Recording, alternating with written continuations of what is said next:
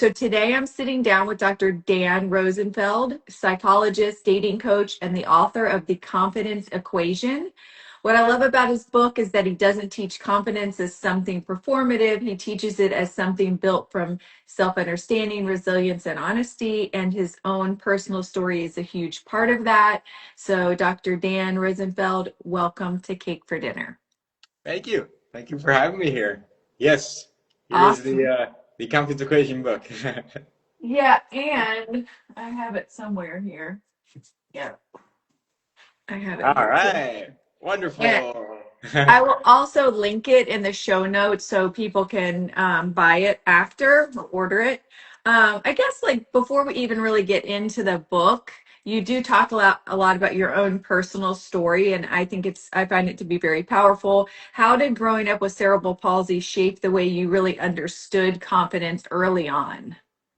Yeah, so for those who don't know, cerebral palsy is a physical disability, a neurological disorder where basically your brain and your muscles don't communicate in sync. And so when I was born, I had a brain injury that damaged the part of my brain that controls how my muscles move.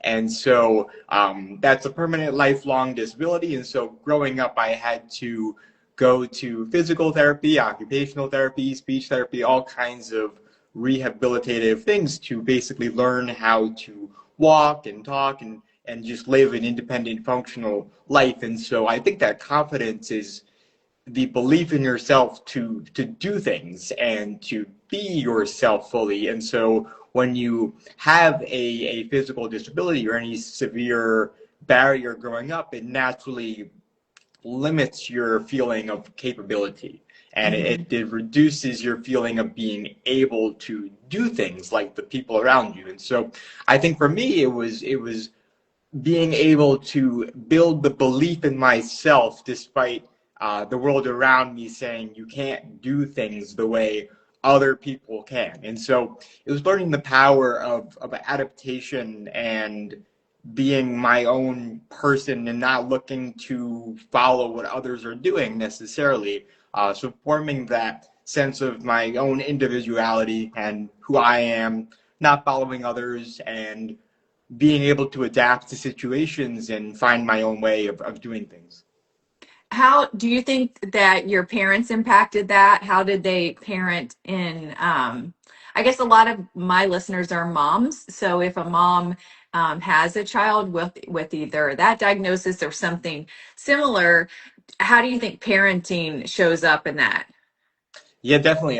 So my mom actually follows me on Instagram, so she might be, I don't know, Oh, watching this right now. awesome. But yeah, no, parents are such an integral role there because for me, my parents were able to put in a lot of devotion, their own time and resources and commitment to trying to give me the best opportunities to be a normal kid. And so Mhm. for them, it was getting me into physical therapy like early on and trying to make that a priority to see how we can get me up to pace and not have me feel like I was different from my peers or not able to do the things that my brothers or my friends were doing, with sports or going to school normally. And so, yeah, the parents' role is just huge. And I think that as a parent, you just want your kid to have opportunity. Not necessarily,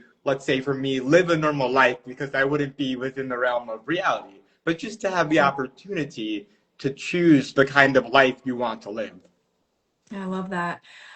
Was there a moment in your life when you realized confidence wasn't about changing who you were, but about owning who you were?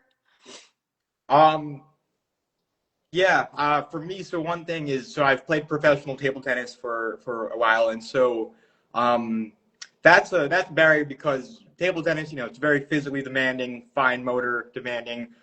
Sport requires a lot of your hand, wrist, shoulder, elbow mobility, and so there were a lot of ways of hitting the ball that coaches were instructing that I just didn't know how to figure out how to do, and so for years I was like, all right, let me try to learn the right way to do all the forms and shots. And I was like, this is just not working out. I'm not going to be able to do the proper backhand and stroke that other people are learning to do. So I have had to embrace thinking, okay, I'm going to come up with my own more creative, unique ways of hitting the ball that maybe a coach would gawk at and say that's not the right form. You shouldn't do that. Hmm. Which coaches still tell me, oh, you shouldn't hit it like that. But I'm like, no, this is the way I'm gonna hit it, and this is a stranger way of playing the sport that is not the correct way, but it works for me, and in many ways it can even be an advantage because it's surprising and catches people off guard. Right.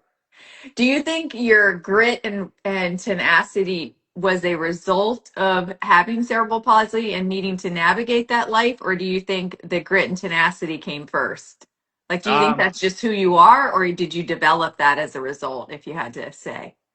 Well, I think it's a result of growing up with cerebral palsy, and then also my parents, my upbringing. So yeah, I mean, I think it came afterwards because you're born with cerebral palsy the moment you're born. So pretty hard to develop the grit in utero. I think so. I would have to Sure. have come later. Well, as a parent, I think, you're born a little bit with your personality. So, Yeah. but my daughter is 19 and she has pretty severe OCD. And I Mm, just saw like how many roadblocks that put in her way. And she had to sort of like navigate around it. So I'm always right. curious, like how somebody sees that. Um, Yeah.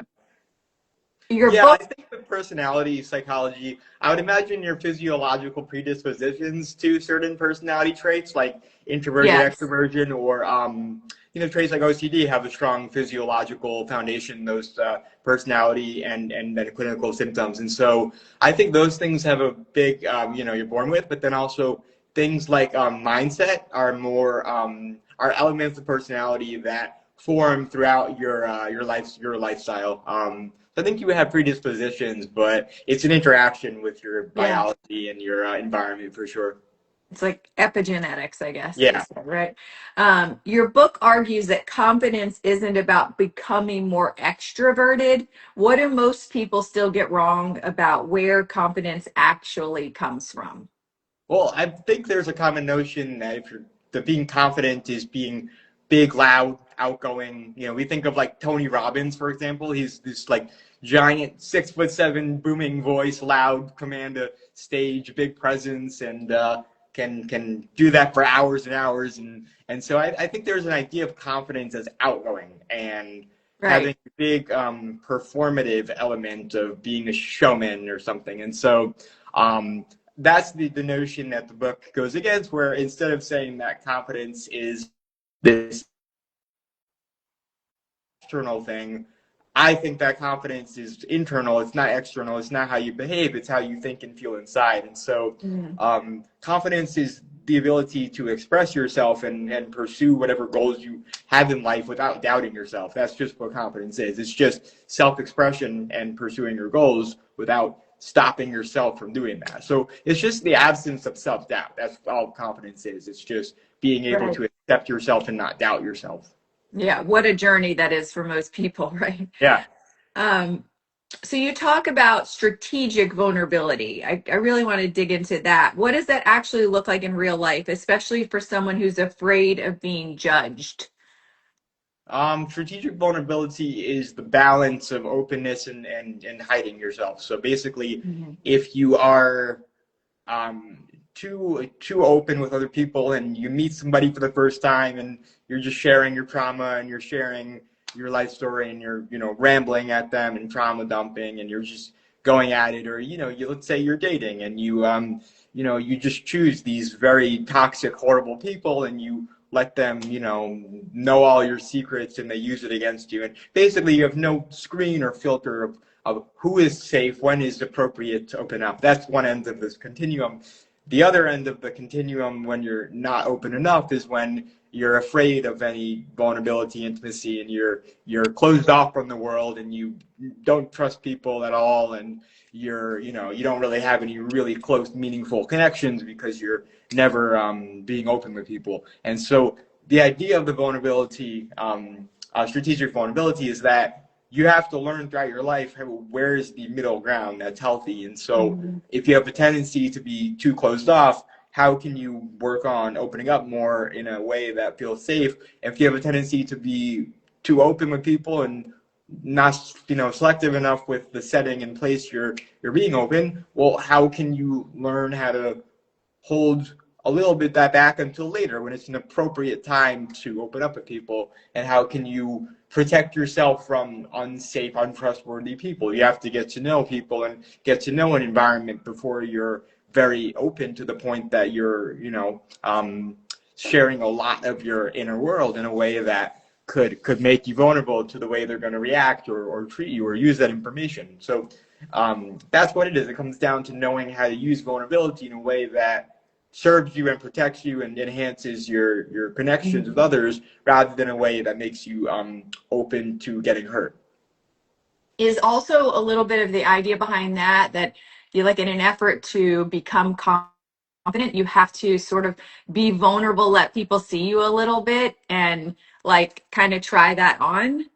Yeah, because if you're the like if you fear vulnerability, you can never be confident because then you're always going to be fearing being seen, being exposed, being failing, being criticized, whatever. You're so yeah. If you fear vulnerability, you can't be confident. So if you are comfortable with whatever level of vulnerability and that experience is for you, then you can finally at least eliminate that barrier to being confident and not fear having shame. I mean, vulnerability is what leads to emotions like shame or fear, self-disgust, self-loathing, and insecurities of that nature. So it's a huge barrier that people don't realize. If you're afraid of seeming in your own mind weak or limited, you're going to be afraid of confidence as a concept. Yeah, and I would imagine a lot of surprise comes with that too, because when you are willing to be a little vulnerable and put yourself out there, you can often experience that a lot of that is in your head, That's right. you know. Um, so in relationships, how does low confidence show up in ways people often don't recognize? Well, it shows up in a need for validation from your Mm. partner. So people who have low confidence in relationships, which really boils down to low self-esteem and low self-worth. What happens is they become codependent, so they want their partner to manage their emotions for them because they can't really manage their own emotions because it's such a threat to their self-worth always when they have emotions of like insecurity or doubt about whether their partner is committed to them. And so low confidence can show up as a lot of anxious attachment style and a need to cling to a partner and seek very constant reassurance and approval. So it shows up as validation seeking, and it's a really a tricky trap because what feels like looking to deepen a connection in a way and get Yes. positive validation and affirm some commitment or love is actually what's going to ruin the relationship if you let that go on because it's going to your low confidence and low self-worth that if you bring that into a relationship it actually burdens your partner to manage your emotions for you and now they're managing their own emotions and yours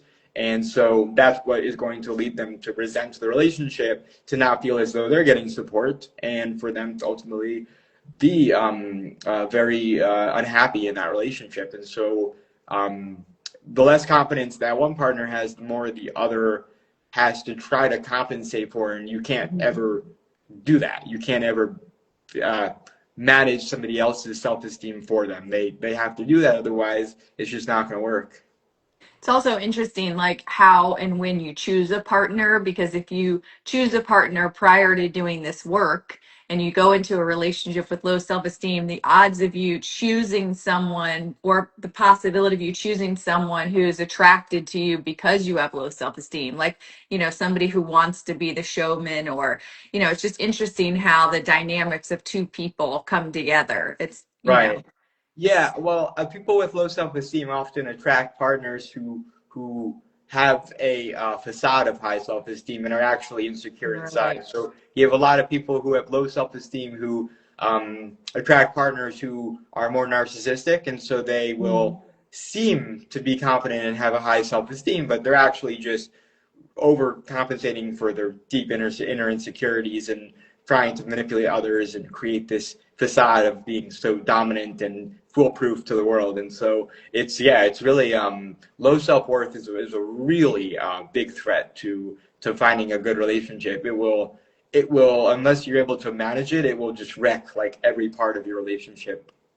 Yeah, and it just sort of like carries on. I wrote a parenting book, and the first chapter is basically about, you don't show up to parenting empty-handed. We all come with like whatever our life experiences have been.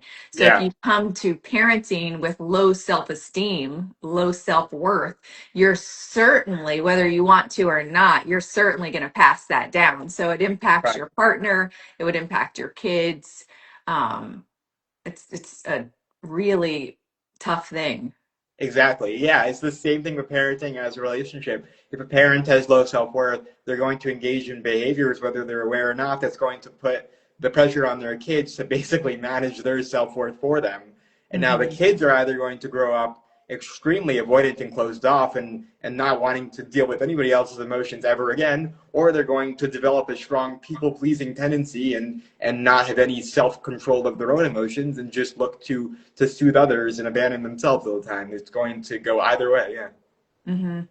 Yeah, that's wild. What's one practical thing that somebody listening could start doing this week? So if somebody's listening, because if you have typically know if you have low self-esteem or low self-worth, if they want to feel more confident without pretending to be someone that they're not, like, is there anything small or, really that people could start today, for example?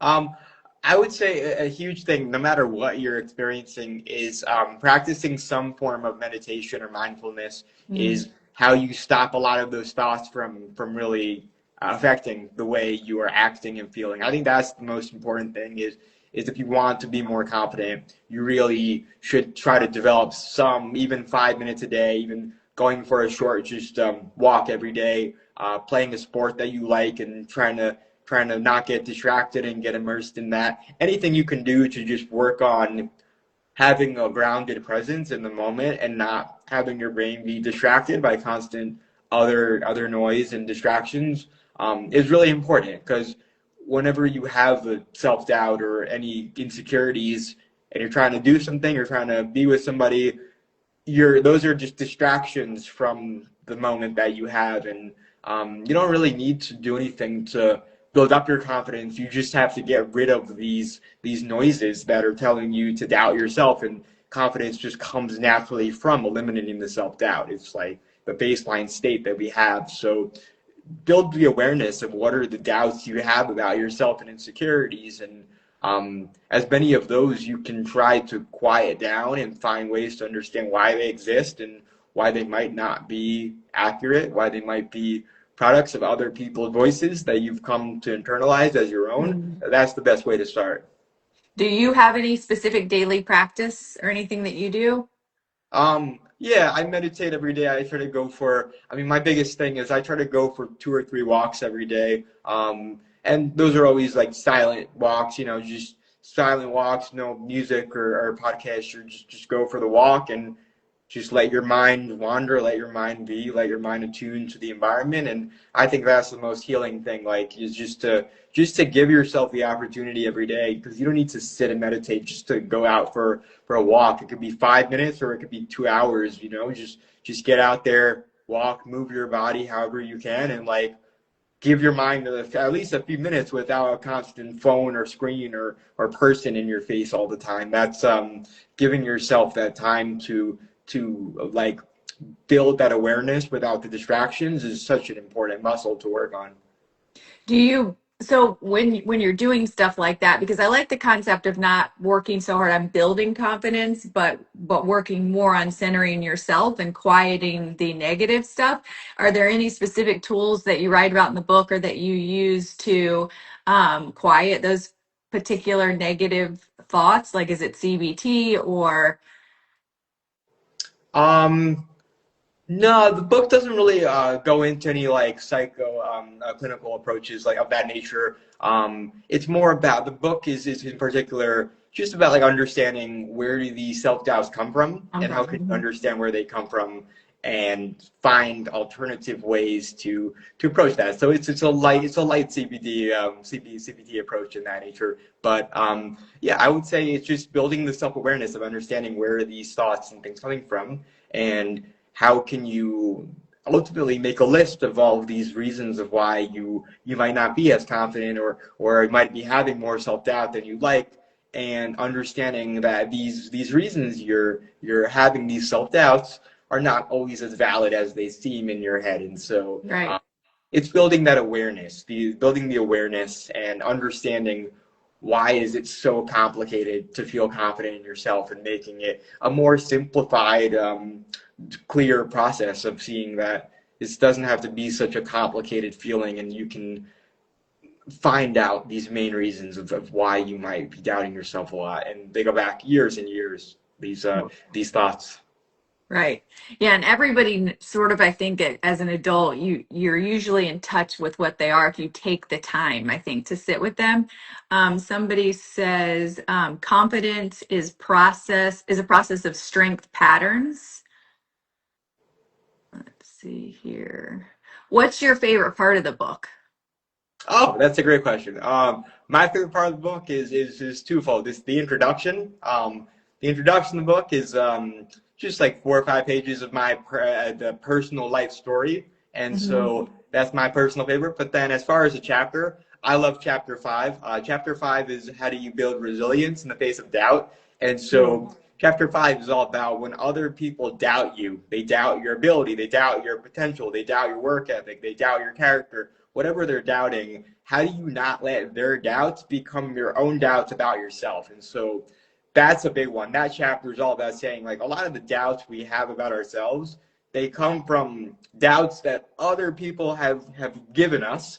And we, Right. for whatever reason, have trusted to be valid and taken to be truths about ourselves. And so the idea there is that other people's doubts are projections of their own insecurity most of the time that we like a sponge absorb as our own. And so that chapter is about how do you see other people's doubts more clearly and not let their doubts become your own self doubts. And I really have a soft spot for that chapter. Yeah, me too. I love that. So what's next for you? Are you on the road to a different book, a new book? Have Yes, any? yeah. At the moment, I'm working on a second book about how to navigate modern dating, and so it's a book Ooh. about the modern dating landscape and dating apps and a lot of unique things that come from social media, connected world, and shifting away from dating people you meet through shared social networks, but then meeting strangers online and everywhere. And so it's about modern dating and how to navigate the unique sticky situations, especially for younger adults that come from being raised in an era of social media and technology, and how to navigate that wacky world. So I'm excited about that book. Yeah, that's going to be fascinating. Well, thank you so much. If people are interested in the confidence equation, where can they find it? How can they find out more about you and follow you so that they can follow you for your next book? Yeah, you can buy the confidence equation at Amazon. You can get it at Barnes and Nobles, whether in store or online, and a bunch of other retailers as well. But the main two are Amazon, Barnes and Nobles. It's available in paperback, Kindle, audiobook. And if you want to follow me, you can follow me at Dr. Dan PhD on Instagram, and you can see in my bio, you can join my monthly newsletter. And when my new book does come out, you can get a notification there that will be available and follow along. Awesome. And if you haven't done so yet, please follow me. The link is there, Keisha W. Scott. Also, I host a podcast that comes out every Monday called Cake for Dinner. Comes out every Monday, everywhere you can see a podcast. And we will be here next Wednesday with a different author talking about a different book. And thank you so much, Dr. Dan. We appreciate you. All right. Thank you for having me. Have a good day, everybody. Okay.